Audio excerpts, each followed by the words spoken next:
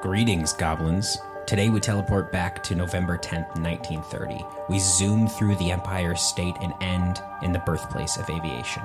For those of you at home, that's New York and Ohio.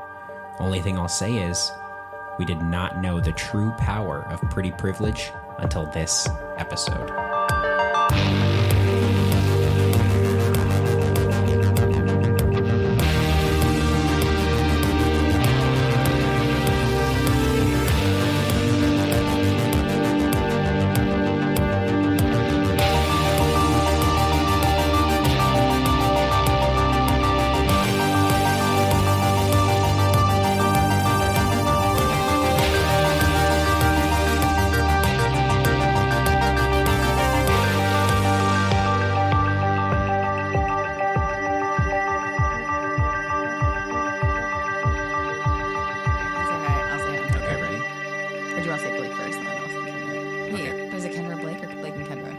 Said Kendra and I'm Blake. It does sound better, Blake and Kendra. Hi, everyone. I'm Kendra. And I'm Blake. And this is Ghosts of the Gazette, where old news brings on new voices. And where forgotten headlines come back to life. Good job. Good Thank reading. you very much. It's a new slogan. It's a new 1-2 punch little tagline. We've mastered it. And I think, should we just hang it up and retire? I think that was that was over. Perfect. Put a fork in me. Put a fork in me. I am over. Every Monday, we journey into the archives to uncover real stories first reported on this very date. Yep. Today is November 10th. And these stories can be years, decades, even centuries ago. Thousands, maybe. I don't Could know. be, yeah. What is this? What's 1,000? A millennium. Millennia. Right. Yeah. Wow. Who knows? I don't know. I don't know how far back papyrus newspapers go back. I don't know. I mean, if we can find them, we're going to report on them. So papyrus. I like saying the word papyrus. So yes, it is November 10th today. Mm-hmm. Happy November 10th. Today we are traveling to the year 1930, and we'll be talking about stories that take place in Ohio and Niagara Falls, New York. That's cool. Yeah. We like big water. I'm really excited. We like fast flowing big water. Love it. Nothing. And the faster and the bigger, the better. The better. I love that. We'll also have some extras for you today. We landed on a name for our extra segments. Yes. Last week we kind of did like fun facts, classifieds, but we're calling them extras. So these are all encompassing. Yeah. Classifieds, ads, short stories, obituaries, fun facts, anything cool that we find on our travels. Yeah, and I found a couple of cool little tidbits that I'm excited to share at the end of our main stories today. So would you call those extras? Extras. Roll the sound.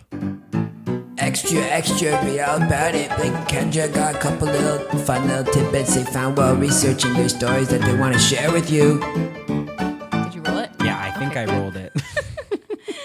Guess we'll never know. I'm really hoping I rolled it. Okay, Blake, so you are first this week. So I'm go first. Ahead. What'd you find? You've been dying. Kendra.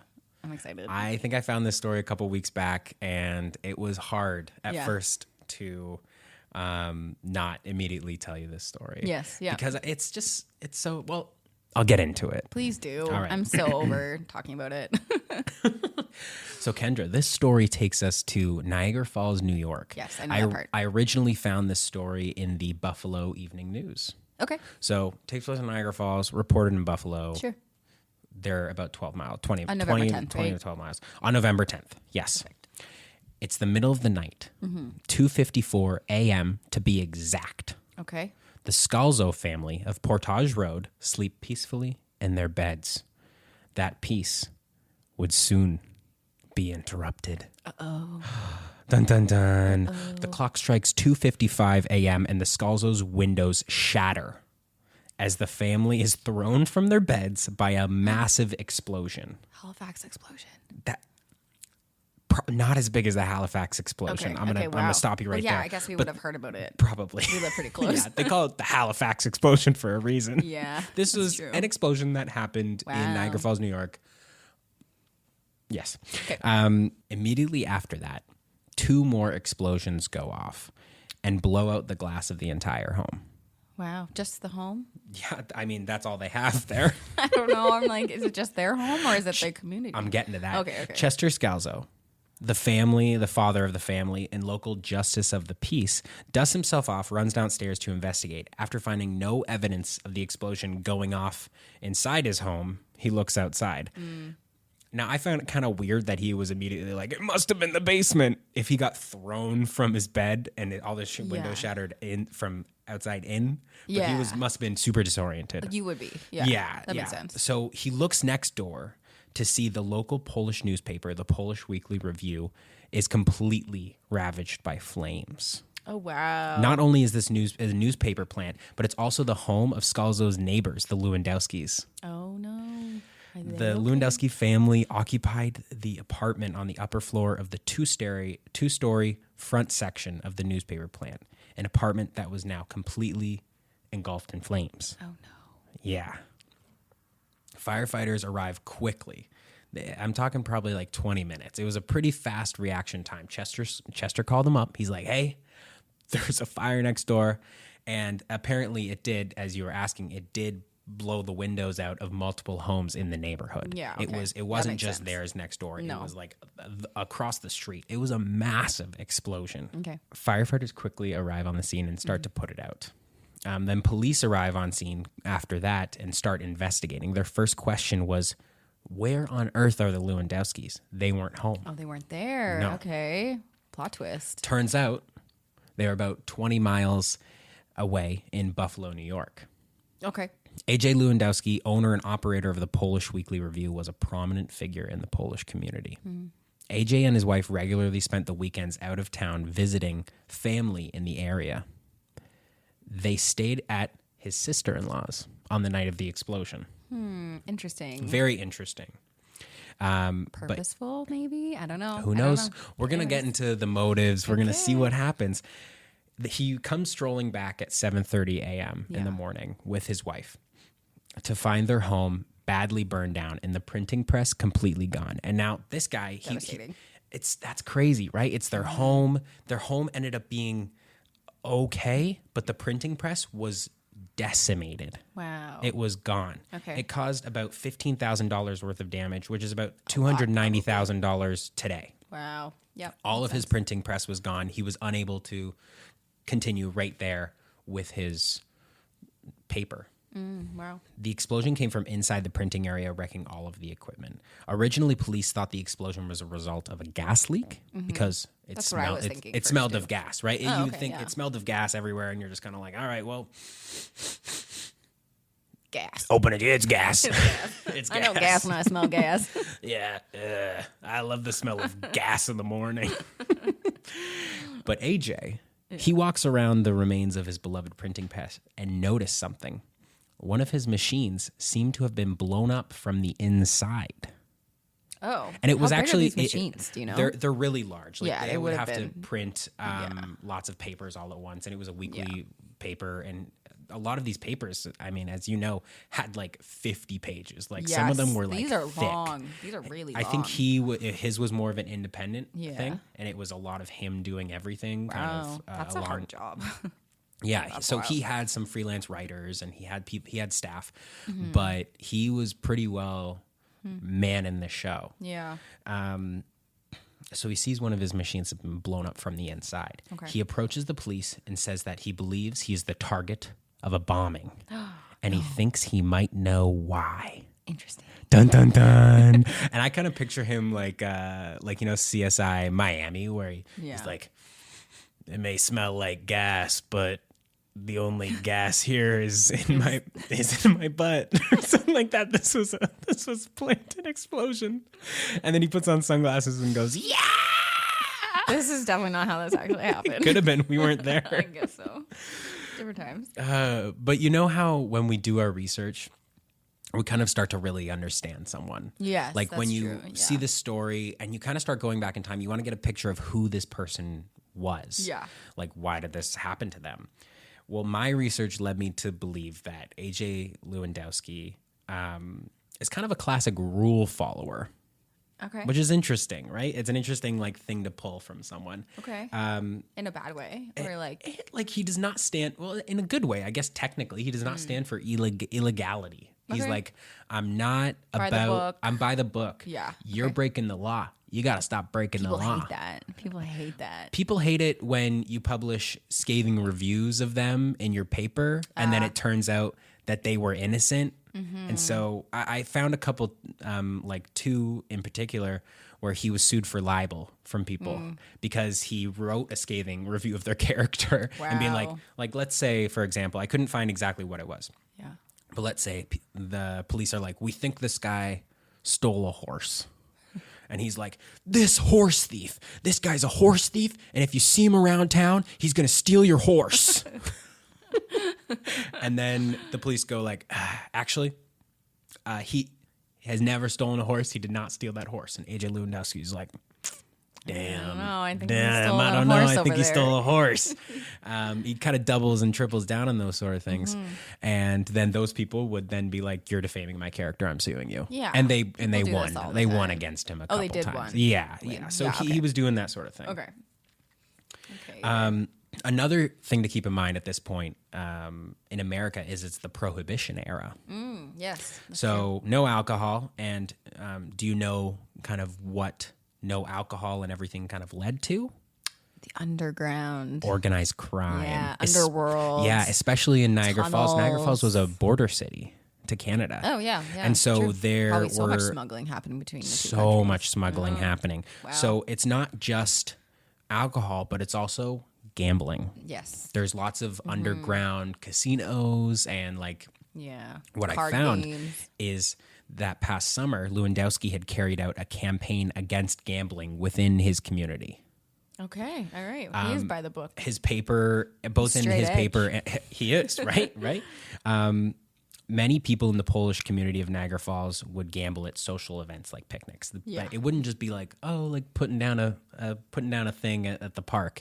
It was like, we're wheeling out the blackjack table and we got the roulette wheel. You go big or you go home. Exactly. And they would do this in it. plain sight. Yeah. But they would do this at picnics, or they called them picnics, but I'm wondering if they were like kind of like low-key parties. Okay. Yeah. Yeah, totally. Yeah. But it to us, it kind of sounds harmless. Yeah, it sounds like fun. I Yeah, don't it sounds like a know. good time. It is different time. Different time. Technically, this was illegal. Yeah. He wrote many columns in the Polish Weekly Review, as well as calling the police during an event that led to several arrests of people in his community. Oh my gosh. I don't know, AJ. As Like, well- you shouldn't be doing that. I know we don't like we don't like to rock the Bit of a boat. rat. If I say so myself.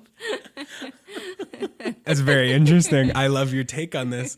I felt technically he's not doing anything wrong, No, totally. I but get you it. can kind of see where one thing's leading to I do, another, yes, right? I do. People so get mad. It was reported that Lewandowski continued his crusade against gambling into the region and even broadened it to include professional gambling, like gambling that was okay. Okay. But he's like, no, No, not okay. they said gambling's not good.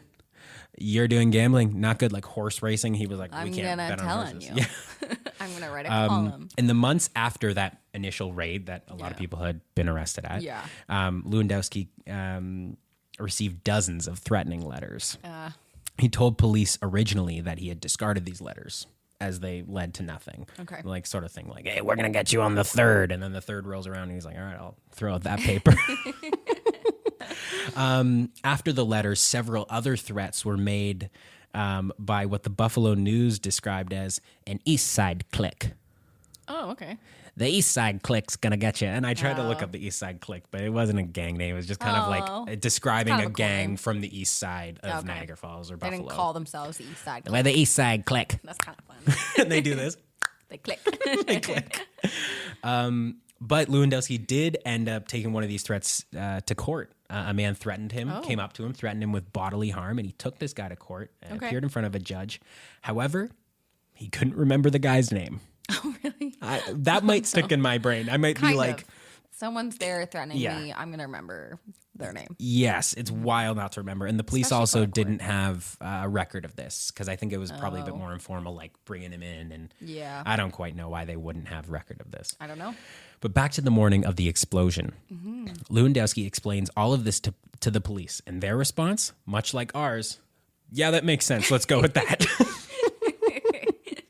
And so It's kind kind of where your brain Kind of goes. funny, yeah. I couldn't really find any other mention of this case again. Okay. And to the best of my knowledge, it was never pinned on anyone. Right. But this isn't the last incident involving the Polish weekly press.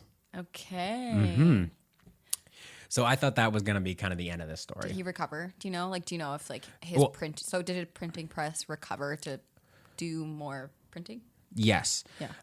I did find that his paper just kept going on. Oh, okay. And later on, he did move to Buffalo. And it looked like he moved in after that. It kind of seemed like he moved in. He needed a fresh start. Yes, he moved in with his in-laws, I think, for a little bit. Yeah. And kind of, he's like, you know what? I might kind of flee a little bit. I might leave Niagara Falls. I would flee. He went 20 miles away into Buffalo, not very far. Yeah. Fair enough.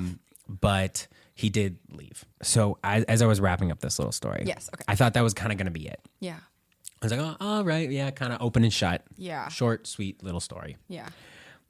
But I did something that I'm definitely going to keep going and doing, and I'm just going to keep looking again. Like, you know how you always kind of go back and you're like, one last look. You need to spell things differently. Like some Some stories. This had Polish Weekly Review and Polish Weekly Press. They were two. It was the same paper, but some papers reported it differently. So that's how I found this. Yeah.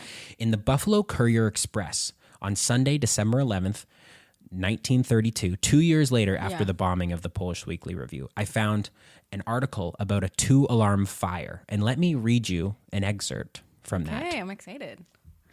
So this is, just to give a bit of context, there were a bunch of blazes that were set around town, around Buffalo at one night. Arson.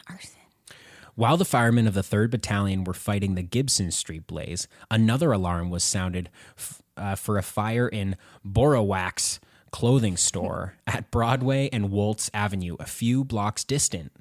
Deputy Commissioner Crotty, sick name, sounded a second alarm when he arrived at the second fire because he judged insufficient apparatus was at the scene. He's like, okay, this is a big fire. We need more people. That's basically what that means. Yeah.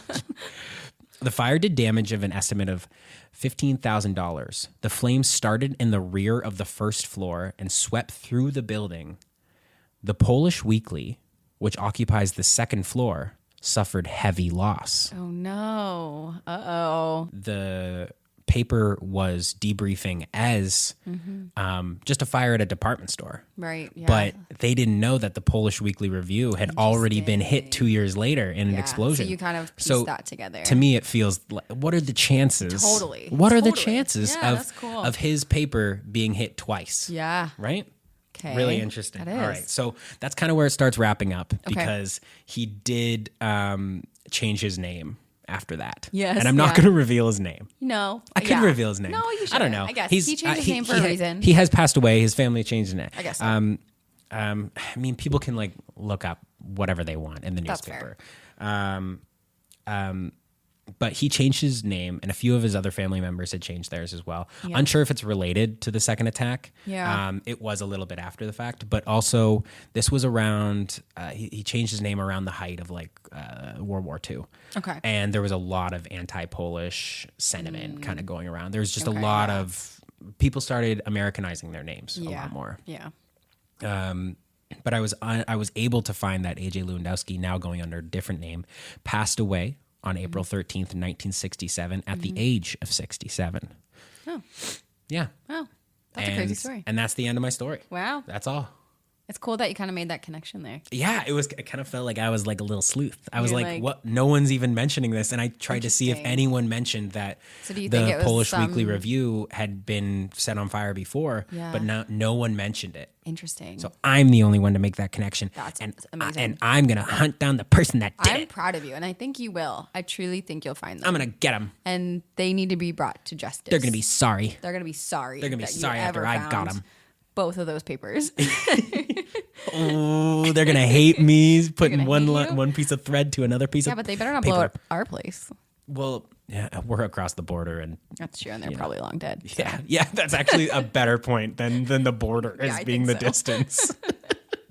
Yeah, the person that blew up that thing in They might be 1930. a little old.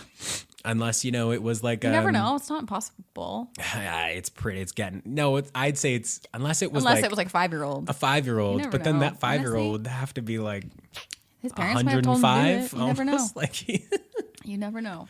turning 100. That 5-year-old would be turning 100. It's not impossible. We can't rule that out. God, People are 120-ish these days, so. you're so true. Everyone's 120-ish these 20. days. He could have been 20-ish. All right, what do you got for me in Ohio? Okay, so we are in Ohio.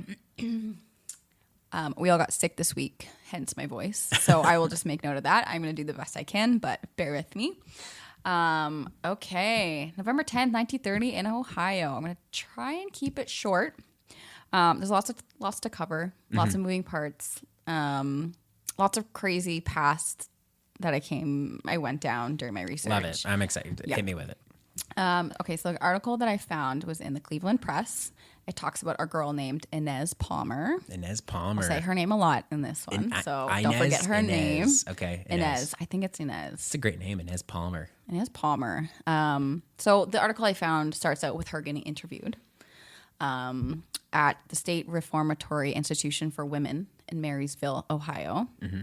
Inez Palmer is bathing a 3-month-old baby while she's being interviewed at this jail. A single mom who works in jail. So, baby in jail? Question mark. Oh, shit! I didn't even catch that.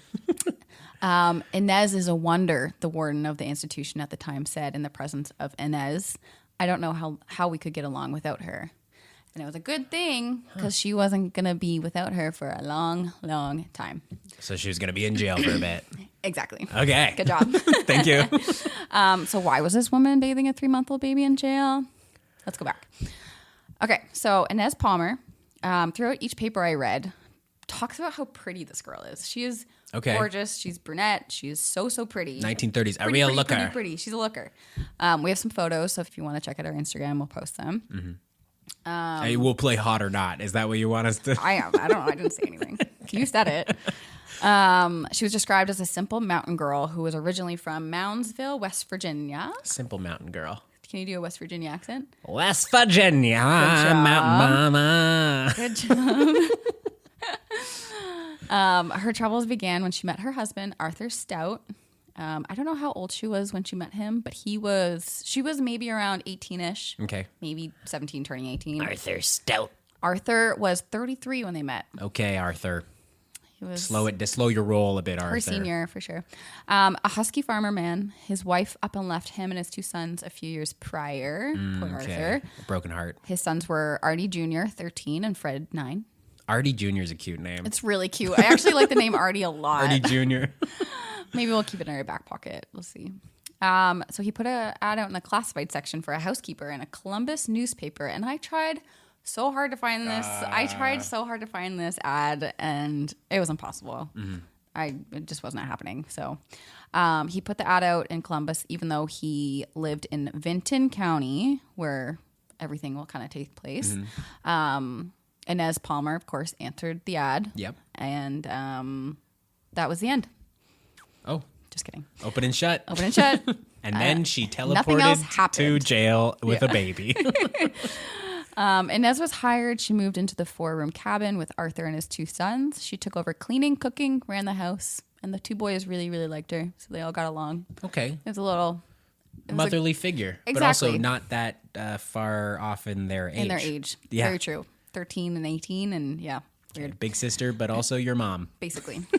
So very quickly, rumors started circulating about romance between her and Arthur. Naturally, she's very pretty. She's a looker. Makes sense.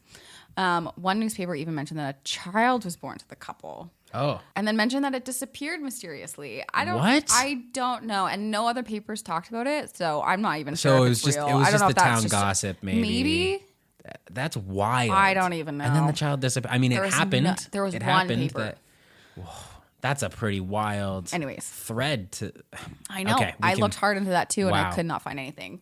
So anyways, Very safe to interesting. say these 2 became involved, and she was more than just a housekeeper. People were not happy.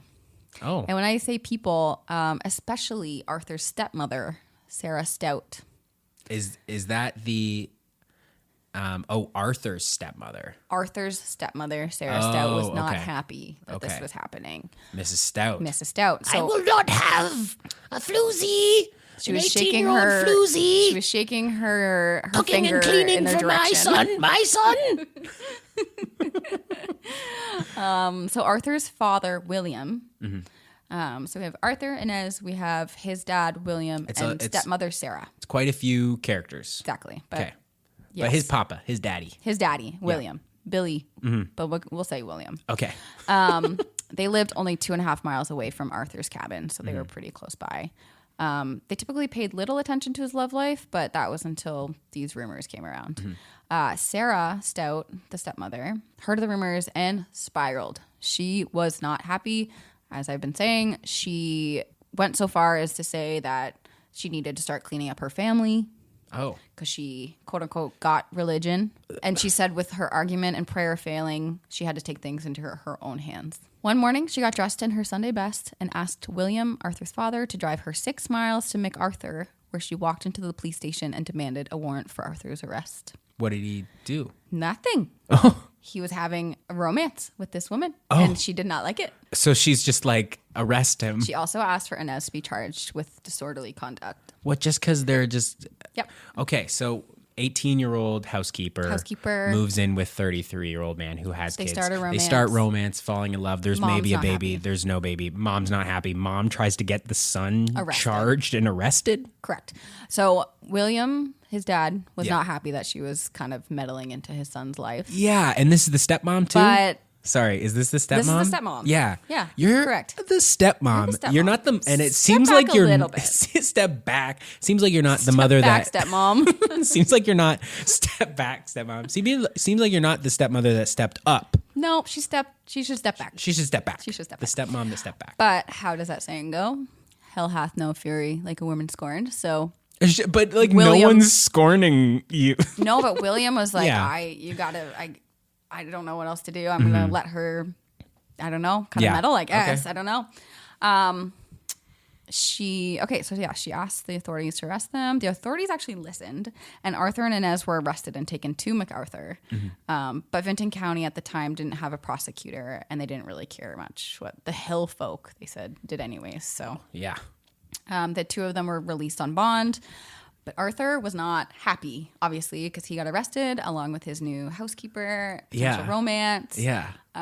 So he was mad as well. So there was some tensions going on here, To say the least. to say the least. Yeah. I know. So almost a year later, still mad. He's still so pissed. This And is such a saga. I know. Like this is crazy. And this that- is even like, Okay, we're not keep even there going. yet. We Keep gotta going. keep going. This This is is crazy. a long one. I know. November 17th, 1926, a 14-year-old boy named John Perry was sent by his parents to borrow a cup of flour from William and Sarah's home. He came home running back, tears rolling as he yelled out, "Mrs. Stout is dead." No. Yeah. Vinton County had a woman sheriff at the time named Mrs. Maud Collins. Okay, Maud. She looks cool too. She has a cool photo. We'll put it up. Woman Sheriff Maud Collins. Yeah, she was Love called that. from the town's general store phone line nearby to check out the senior Stout's home and responded with the coroner. Sarah Stout's body was found on the floor of her sitting room where she was clearly beaten over the head. Kerosene had been poured over her Oh my body God. and ignited. Jesus. But they closed the windows and Not doors. enough oxygen, so they cut off So the fire the just died out. It was just like probably like a little blip. Oh, but I like how it says clear. Well, she's clearly beaten. Clearly, 'cause Cause of death. there's a definitely tiny little Oh my charcoal gosh, outline probably from the fire. Mrs. Stout. I know. The coroner found death due to strangulation and guessed the time between 7 and 9 a.m. that morning. They looked for William Stout and found him in a cornfield in the back of his son Arthur's cabin and broke the news to him there. He said he had been there all morning, he had left very early to work, and that Sarah had packed him a lunch. Okay. Mrs. Collins corroborated his story by finding a wagon piled with corn and a half-eaten lunch. All right. So So the he's guy clean. doesn't lie about lunch. No, he ate his lunch. Okay. So not a hey, murderer. listen, I couldn't have done this. She packed me lunch and I ate my lunch. Exactly. Exactly. She also knew of the feud between Arthur and his stepmother, so she turned her eyes toward Arthur. Yeah. Maud is on it. she's I'm on picturing Maud almost like She's got a cool hat. like Fargo. Yeah. Yes. Yeah. Yeah. It's like cool. Frances She's McDormand cool. from I like her. Fargo. Yeah. Arthur told her that he was home all morning and had been chopping wood in his backyard. But he did mention that his dad asked him to return a piece of equipment to his home. So he had ridden over to the house at some point that morning. Why even, But like... he did not go inside, he said. What, like... Come on, dude. But, like, if you're going to commit a crime, and I'm not giving any advice to people who are going to commit crimes. Just don't say Just you've don't been there. say you went there. Even if you didn't do man, it. like... Did I go there? tell the Yeah, truth. I did. Yeah, you got to tell should you. tell the They'll truth. find But- out. But it was also the 30s. She might not have found not have out if found you had out. said you hadn't gone I know. over there. So next morning, Mrs. Collins returned with bloodhounds who traced Arthur's scent to the stout front door. She just keeps getting so sick. I know. Now she she's just got keeps dogs. getting so much cooler. She's cool. Bloodhounds. Arthur then admitted that he had gone as far as the kitchen door, but insisted he had not entered the house. Okay, I did hit her once, but I didn't, But I didn't put kill her. a bunch of kerosene on her and shut the windows. Like, that's crazy. Yeah. Nevertheless, Mrs. Collins orders his arrest, of course. Yeah. A week after the arrest, William moved in with Inez and the boys. So of course he Arthur's doesn't wanna Arthur's stay- dad. Arthur's dad. Yeah, okay. The Correct. boy's grandpa. Yes, he moved in with the boys and Inez. He told neighbors that she can keep house for me and I'll help her with the bills. All right. Makes Seems like a sense. good guy. You don't want to be in that house anyways. Where Where your son may have killed your second wife. exactly. You don't want to be around that. First wife, maybe, but second wife, I don't know. Excuse you. I'm sorry. I mean, that's horrible. Sorry. I take that back. It was said that months following, Inez Palmer twice a week would trudge the 6 miles into MacArthur and bring Arthur tidbits, which I think in this case is probably food, right? Or it's Or information. or information, like little stories, like guess we so. do at Maybe the it's- end of our. maybe No, it's but info. tidbits is probably food. Probably food. Before Arthur went to trial, another mystery occurs. Mysterious mystery. On Thursday, March 10th, Sheriff Collins received a phone call from the same general store again. The caller, a farmer, said he was calling for Inez Palmer to tell Sheriff that old man Bill Stout had lit out the previous night. He up and dipped. Oh, She said he up and left, telling Inez he was going west. gotta go find gold. Like go that's what I immediately think Gotta of. find gold. Gotta go find Fievel the rat that's gonna go lead me to gold. Yeah, basically. Mrs. Collins and another Deputy Cox, rushed out to interview her. She said that ever since he had moved into the cabin with them, William had been brooding. And then after dinner on the previous night, he had suddenly turned to Inez and said there was something he had to get off of his chest. He said, "'Twas me that killed Sarah." Oh, He then got up, grabbed his coat, and announced, "I'm leaving and going to go out west, and I ain't never coming back." Quote unquote. okay, old man Bill Stout. I ain't never coming back. Interesting. Okay, Yeah. so Inez is like, he said he killed Sarah. 'Twas me that killed. All right, this Yes. is they're West Virginian again. Yeah. Okay, No, she is. This is Ohio. this is Ohio. This is So deep I'm gonna do Ohio. an Ohio accent for everyone. Ready? Do it. 'Twas me that killed Sarah, and I'm leaving to go out west, and I ain't never coming back. Spot on. Yeah, and that's exactly what I 1930s. pictured. That's a 1930s cadence Accurate, as well. time I've done accurate. a lot of research into this, so don't question me on it. The sheriff and the deputy took a look around the property, and they found that William Stout's car was left at the cabin, and that his clothes were all left behind as well. Well, yeah, he's gonna go walk west. Duh, Why I would wouldn't you take my car drive west? Might as well walk the scenery. Oh, Inez. Okay, keep going. While they continued to check things out, Cox noticed that Arthur's two sons were lugging around a large bucket of water into the yard and asked them, "Why don't you use your well right here in the yard? You have a well right here. Yeah. Why are you going so far?" Yeah. Artie Jr. said, that water ain't fit to drink. Deputy Cox checked out the well and peered into it, where he could make out a black object covered with stones. Oh, little stones. Just little stones. I wonder what pebbles. that black object is. Could Who it be knows? the man that went west? Possibly. Maybe west. Maybe the well was west Well, of the house. I'm going west, and then he proceeds into to the well. jump into the well. It's a shortcut. It's a shortcut. It's a shortcut. An hour later, with some help of some neighbors, William's body was retrieved from the well, where he was preserved due to the icy water. It had been found that death had been due to a violent blow crushing the back of his head. Yeah, that's rough. A beating, Yep. just like Miss Stout. Miss Stout. The finger of suspicion immediately was pointed to Inez, of course. Mrs. Collins advised Inez. I don't know. Artie Jr. was like, the water ain't fit for drinking. Who knows? Maybe he did it. How did he know it wasn't fit for drinking? Gotta keep reading, I guess. Because, you never know. Mrs. Collins advised Inez to tell all she knew. She went into hysterics and charged that the old man had tried to assault her, so she snatched up a piece of wood and hit him over the head. She stated that the elder Stout has made improper advances towards her after the arrest of Arthur, and that she had slain him in self-defense. Okay. When the children were questioned, Artie Jr. said it was Inez who had killed both Sarah and William. Oh, Artie's got the T. Yeah. Artie Jr. Yeah, that's what I was, yeah. And then during Sarah's murder, she had asked him to pour kerosene over her body for her and light a match. Wait, she brought Artie Jr. Apparently, with her? that is what Artie says. But that's crazy. I mean... Well, not so crazy. That's not so crazy. But anyways, we'll keep going. Yeah. But he said on the morning of February 17th, 1926, that both he and Inez went over to Sarah Stout's to borrow a shotgun. Okay. For why? I don't know. Don't know. As Mrs. Stout stood in the closet, Inez hit her over the head with a flat iron, but that she turned to fight back and that it was Inez who decided to strangle her instead. All right. After being questioned again, Inez admitted to both crimes. Oh, okay. And that she had killed William because she wanted to make it appear as if he had killed his wife and then ran away to get Arthur out of jail. So Yeah. she was standing by her man. So Oh, wow. she admitted to both crimes, but who knows, Like, she could have just been trying to get Arthur out of jail. I don't know. I mean, yeah, to me, it kind of sounds like she did it and is admitting to both crimes, but continue. I don't know. Yeah. Vinton County, by the time of her arrest, persuaded a young lawyer to move in and act as prosecutor. Another person is moving in with her? No, sorry. Okay. Vinton County, by that time of her arrest, had persuaded a young lawyer to move into the town. Okay. I'm like, and act as they're making a lawyer live with this girl? She's maybe gonna kill killed him. 2 people. We can't keep putting men. He believed that Inez had killed the father because the father's testimony would have convicted the son of murdering the stepmother. Okay, yeah. Yeah, makes sense.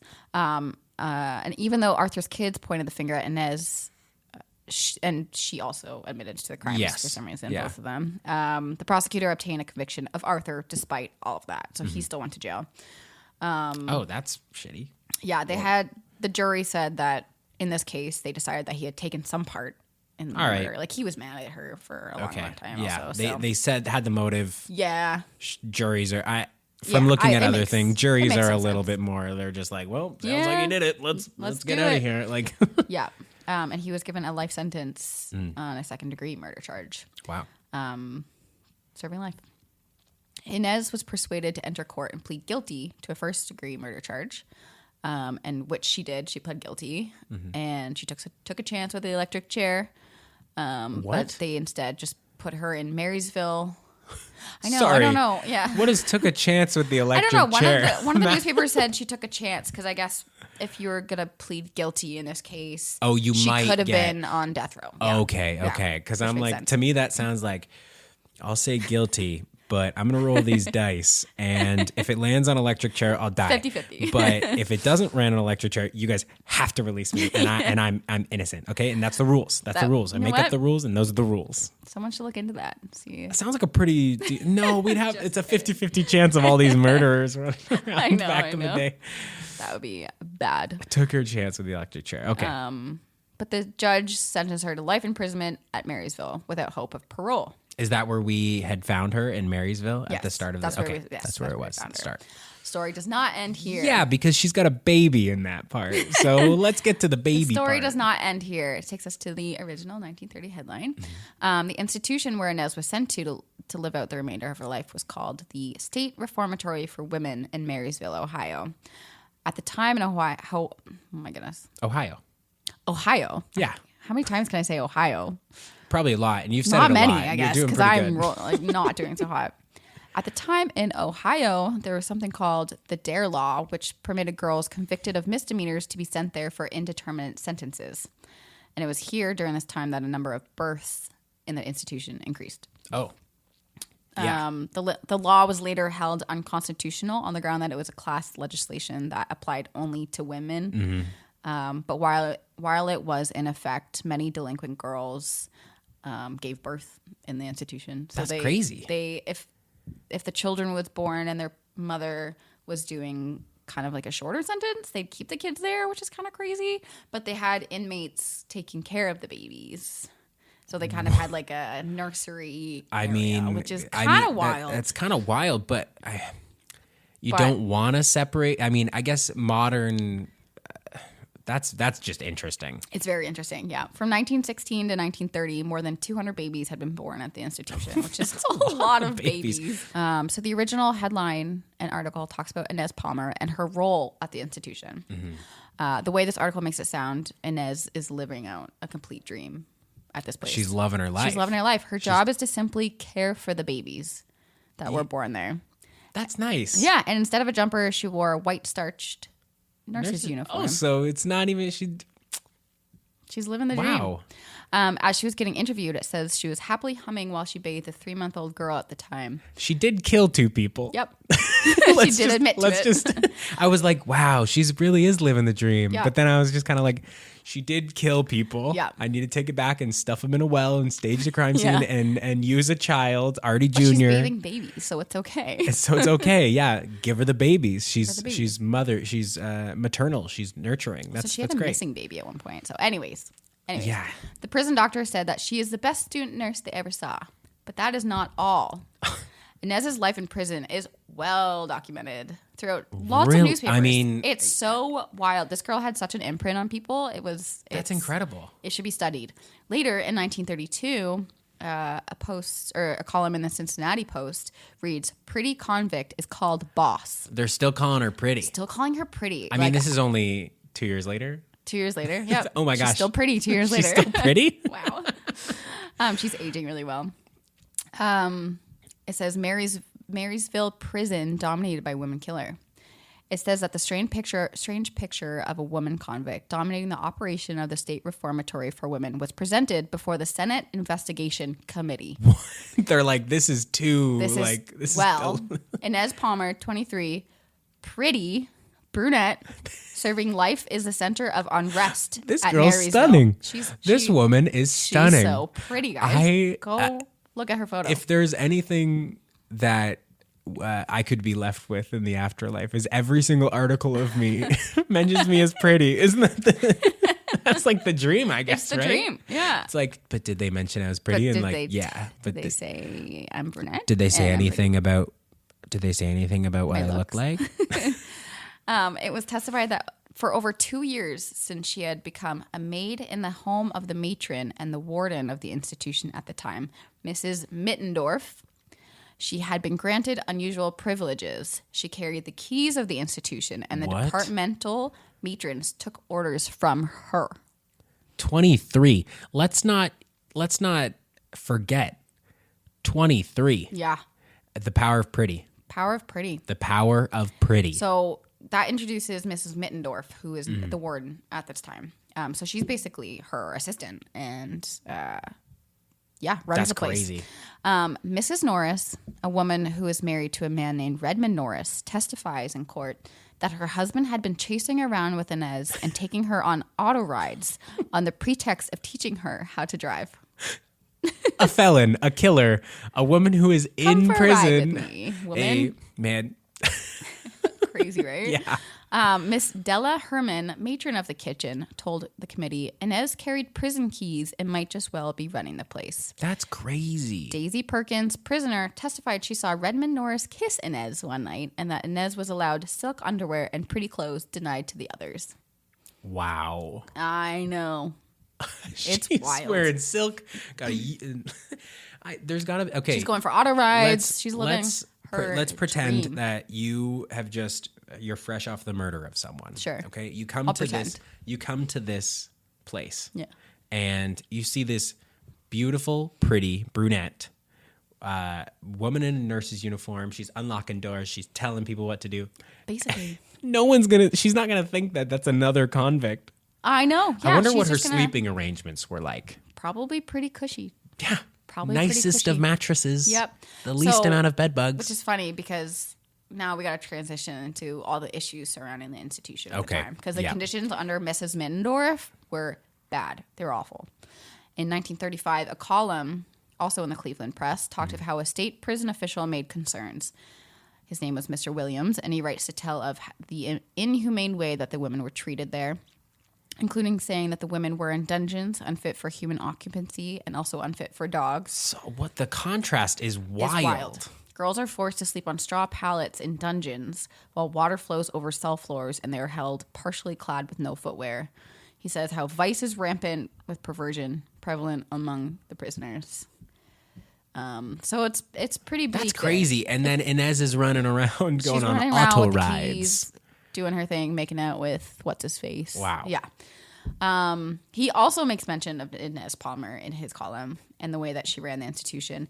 He said that she receives favors and virtually runs the institution, and how prisoners had charged they were coerced into abnormal practices. Wild. He said that he named several inmates who had complained of alleged favoritism shown to Inez, who was assistant to Mrs. Mittendorf. Girls are sent to solitary for months if they talk back to the matron or Inez herself. Wow. Okay, Inez is getting a little power trippy. A little bit. Mr. Williams also writes how after a tour of the institution with Mrs. Mittendorf, she asked which girls complained about them. She wanted Which ones? names. She was like, No, which ones? rat them out. Which ones? Rat them out. And he denied it, obviously. He said, absolutely not. Yeah. She said of the perversion that it can't be helped in an institution like this, but we could curb it if we had a psychopathic ward. So she's like, man, She's whack. this is a pretty bad place. You got me there, but if if we had a little bit more money, Could be kind of fun. maybe a new psych ward, maybe a new wing, maybe we name it after you. Yeah. That's crazy. In Miss 19 Mittendorf is giving Trunchbull. It is, yeah, she Yeah. is. Absolutely. And there's some photos of her as well. She looks Trunchbull. Trunchbullian. I'll say it. In a 1936 report, it noted that she was let go finally and was announced that there was a new chief of Marysville who changes the spirit of the prison. Okay. A new superintendent, Mrs. Margaret Riley, a Cleveland housewife and lawyer, admits she got the job she didn't know she wanted. How did she? But She didn't know anything about running a prison. How did you get that job? I'm glad you got Awesome, it. you're hired, I'm really yeah. happy you got it. They were just going for a But- vibe shift. I guess so. I don't know. Yeah. Like someone should have had some experience. I don't know. But thankfully she was really awesome. She changed things around. She found dirty and unkempt inmates with excessively restricted living habits. And she turned it around using her human being program, she said. Patented Just human treating beings. them like human beings was all she had to do. So good on her. We love her. But it was a striking comparison to the dungeons The and old solitary trench confinement. bullying. Yeah, exactly. Yeah. So the Wicked Witch is gone. She's dead. Yay, she's dead. But of course, Inez is still shining and is again mentioned in that paper. Oh my God. This Inez know. Palmer. I Miss know. Inez Pretty Palmer. They started a new beauty shop where Inez Palmer, sometimes described as the most attractive inmate, Stop it. That's crazy. had been named chief operator of the beauty parlor. Chief operator of Yeah. the beauty parlor. You know what's funny? It's like, well, you can look like me if you put a little bit more effort in. Bit of blush here, Just a little bit of, let me just do a little bit there. And then, the guys really like it when you show a little bit of shoulder. little bit of Little lingerie. bit. But I don't know. I don't know what makes me so So pretty. and so beautiful. It talks about how she is one of the honor girls who wears a gay-colored gingham dress in the front office of the administration building. Pretty privilege. Yeah. This is I know. literally I had that as a pretty note. I was like, privilege. this is pretty privilege. This is at its crazy. absolute Because no one finest. would get away. Nobody. It's impressive. Okay, anyways, it goes on. Yep. Inez Palmer, it says, the lifer, said, things certainly are different here. I have nothing like it in the 9 years of my term. But just like that, as she was described as a lifer, just the year prior, the next year, on December 24th, 1937, it was reported that Marysville prison queen wins Christmas pardon. Willy-nilly, out of the blue. Excuse me. Wins Christmas Wins pardon. Christmas pardon. Her along I with three love this prison. others. I want want to go here. No. So we're gonna treat them like human beings, and then once a year we're gonna raffle, and we're just gonna let one of them out, and we're just gonna see what they do. They said Palmer, who was in a prison scandal 5 years prior involving a male employee, Of course she who was. she had an affair with, had received the pardon, along with 3 others. And yeah, it just feels like they kind of give them out willy-nilly because she was in there for life with no chance for parole. Yeah, she killed 2 people, And but she it's admitted to killing 2 people. that's crazy. I know. So they just let her out. They let her out. She was done. That's it for our girl. She's done. I have never seen a more open and shut case of pretty privilege in my life. Ever. I was astonished reading these. I This was like, is there's no way crazy. it continues. It was insane. That's all I could find on her. But there was one God. newspaper. In a 1949 article, there was a woman named Inez Palmer, who I really think it looks like her. Okay. We'll post the photos. Let us know what you know, what you think. I think her eyebrows are just a little different. Okay. But I think it's her. I truly think it's her. And if it is our girl, she was traveling around the country playing piano concerts. Of course. And she was described very like her performance was described as a sincere and refreshing one, as she never toys with music. Her imaginative interpretations proved her to be one of the most gifted and promising new artists the season has brought to light. Interesting. If that is her, then what a wild life. What year was this that she got the pardon? It was 1937. Oh my gosh, she wasn't even in for that long. 10 years. She was in for like 10 years. That was it. So she's in her late 20s? I think she has the whole rest of her life she was ahead around of her. 19 or so when she was put in jail. So yeah. She was like That's crazy. She was like 28, cool 30-ish. 29. That's what cool 30, entering her 30s, Yeah, prettiest her girl in prime. the prison. I know. I don't know. I was astonished. That's crazy. Isn't that crazy? That's all. That's all. That is my story. Oh my goodness. I know you could think it went on and like forever. Yeah. I'm just like, Dumbfounded. if you know Inez Palmer, if Inez Palmer is your grandmother and you're listening to this, Let please us write know. in at ghostsofthegazette@gmail.com. We need to know her life story. Inez Palmer, Yeah. pretty privilege incarnate. Totally. Yeah. I don't know. Wow. I don't know. That's all I can say. Great story, Kendra. That's my story. Good Thank you. research. Thank you. Well done. That was a hard one. Now it's time for Extras. Roll the sound. Extra, read all about it. Blake and Kendra got a couple little fun little tidbits they found while researching their stories that they want to share with you. Okay, I'll start. Okay. So I found this little bit on the same front page of the Buffalo Evening News that I found the story about AJ Lewandowski. Okay. And it caught my eye, and I'll tell you why it caught my eye. Okay. Because it mentioned one very famous female aviator, arguably Can I guess? the most female aviator ever. The most famous female Wow, aviator what a way to ever. describe her. I'll give you a couple hints. She ended up going missing. Earhart. Amelia Earhart. So I found a small little blurb about Amelia Earhart, Okay. and I'm going to read it to you. Exciting. Amelia Earhart, Atlantic flyer, denies she will marry soon. Miss Amelia Earhart, transatlantic flyer, denied here today that she is about to marry or is already married to George Palmer Putnam, New York publisher. I do not contemplate getting married soon, if at all, the flyer said, and I am not married now.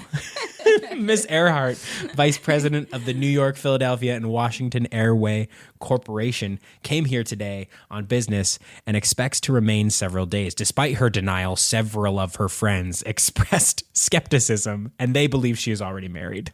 What? Yeah.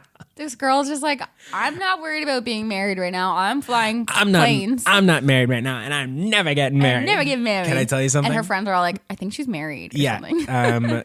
She did marry George P. okay. Putnam. Yeah. She just didn't want to talk about it. I get it. Yeah, it's like it's her business, and She wants to be known for the piloting, and you know what? She was. And 7 years later is when she disappeared. Oh, wow. Yeah. Oh. How old? I don't even know. Do you know how old she was? She was 39 years old. Okay. Yeah. 39. Yep. Okay. So they were like, hey, 32-year-old flyer. You get married yet? You getting married yet? No. Come on, get married. It's so fun. Okay. Got anything else? Oh. What's wrong with you? I should ask that again. Got anything else? Anything else? All right. Okay, so for my extra, I found no good classifieds, unfortunately, because I really like classifieds. Okay, but I did find a classified that I'll oh, good. Okay, because I did not. And all I could find for classifieds were like fur coats. Like people are obsessed lots with of fur coats. Yeah, I found lots of fur insane. coats. Yeah. Anyways, I also saw a quick ad for Cascarettes that just said... Cascarettes. What did it say? Swiftest, easiest way to end a biliousness spell. And I just could hear your voice. Swiftest, easiest way to end a biliousness spell. Biliousness spell. Cascarettes, the gift that keeps on giving. Exactly. Okay, the first one is a mention of a story of an incident that happened in the UK near the town of Kingston, which everyone has Kingston, apparently. Yeah, well, Canada definitely took a lot of names. Oh my gosh, from, all of them. Yeah, every single name. Crazy. Yeah. I also found a few more details in a UK paper called the Daily Telegraph. Kingston police officers were summoned after a lady rushed in to tell them that a woman's body was floating in the River Thames near Teddington. Let me do that again.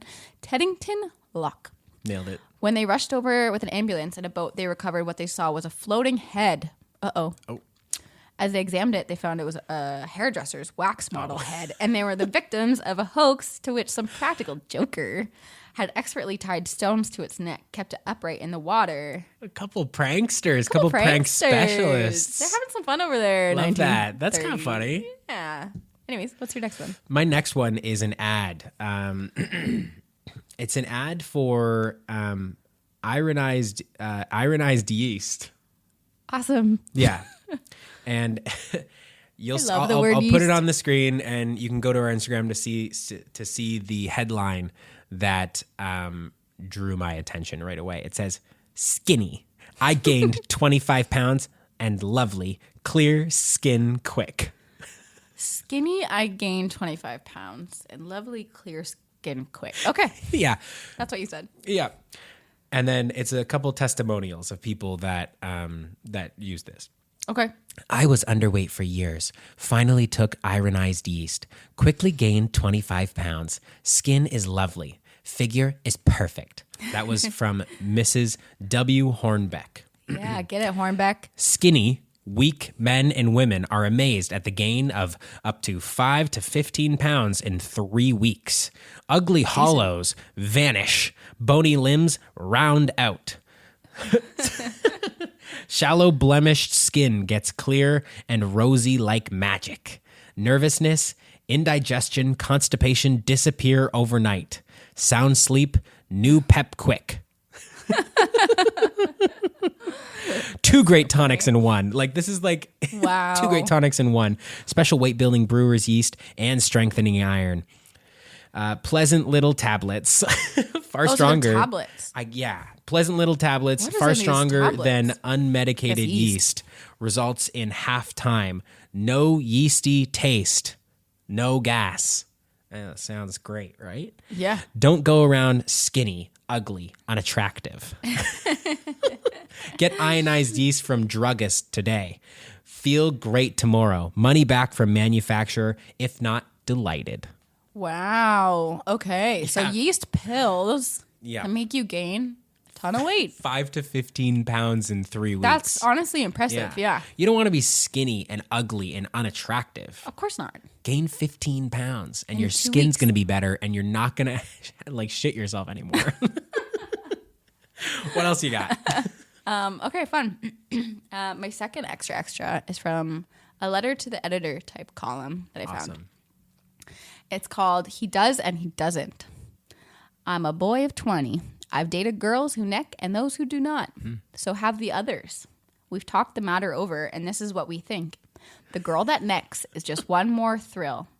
The girl that does not is the cause of just one more dull date. We like it when they neck, and yet again we don't.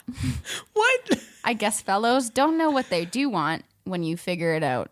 And they end it, and they sign it off with the words, "Ain't it the truth?" I laughed so hard at this one. That's so funny. That's so good. Yeah, Wait, deep it's, thoughts. it's a boy of 20. Boy of 20. Dated girls who neck. And Basically, listen, there's some girls that make out, some girls that don't. And I've talked to a lot of guys, and they say we like the ones that do make out. And we don't like the ones that do. But we also don't. But we also don't like the ones that neck. So really, like, I don't even know what we want. What do we want? Ain't it the truth? I've never heard less clarity from, and then it ended with "Ain't it the truth?" I'm gonna ain't Someone it the truth. I don't know. Someone was really funny writing that. That's I good. don't know. I don't know. That was also, what was their like? What were they trying to get out of writing this to the newspaper? You know, like, are they trying to tell the girls out there to neck on, or are they trying to? Well, that's the thing. Or they he gives contradictory I don't instructions really to the women, and then says, "Ain't it the truth?" Yeah. He's trying to appear hard to read. I guess so. Yeah, and it came off that really way. Worked. So it really he did worked. a really, really good job. Anyways, I guess that's our episode 2. That is our episode, and it was a really fun little doozy of an episode. Yeah, I'm glad I finally got to hear your story and your connection that you made, and it was good. If you thought this story was crazy, episode 3. Just wait for episode 3, which we can say now is going to take place on November 17th. Yes, yeah, next 1893. 1893. That's the date that we're pulling our stories from. Far back. We went a little bit far back on this one. Yeah. I'm excited. But yeah, don't forget to follow us on Instagram at Ghosts of the Gazette, where we'll be posting all of our photos and clippings from today's episode. And subscribe to us on YouTube at Ghosts of the Gazette. Ghosts of the Gazette. And you can also find us on TikTok. We'll be on TikTok too. As well. Also, let us know in the comments if you have any overall thoughts on the stories that we covered or anything that we have said. You can also email us at ghostsofthegazette@gmail.com if you really like to. If you can send us love letters and if you are say hi. Inez Pretty Palmer's grandchildren or great grandchildren, please let us know. I need this to be filtered into your algorithm, and I need to know more about your grandmother. I want a full book on her life. Yeah, please. Thank you. I appreciate it. Anyways, thank you for stopping back in time with us today. Thanks for listening. Until next week. Ooh, bye. Bye.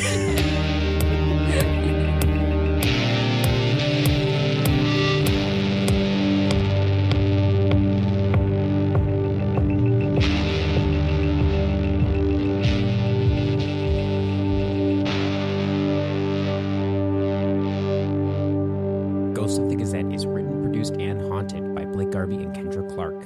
Original theme by Kelly Steinhoff.